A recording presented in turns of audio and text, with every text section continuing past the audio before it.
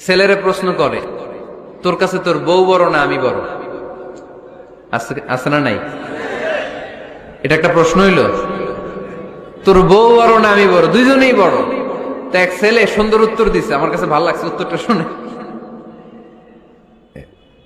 এক মা প্রশ্ন করছে, তোর এতদিন আমি লালন পালন করে বড় করলাম, জীবন যৌবন তোর জন্য শেষ করলাম, আজকে বউ পাইয়া বউ তোর আপন হয়ে গেল? এবার ছেলে উত্তর দিছে, মা, আমার মুখ থেকে মা ডাক শোনার জন্য তুমি কি কষ্টটাই না করছো জীবনে।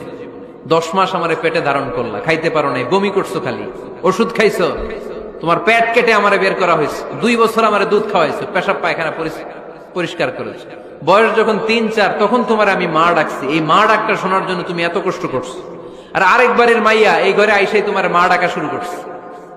যেই মেয়েটা তোমারে মা ডাকে সে আমার আপন হবে না কেন মা? ঠিক কিনা?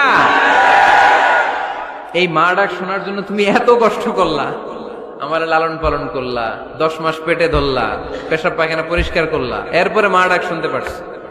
আর আরেকবারের মেয়ে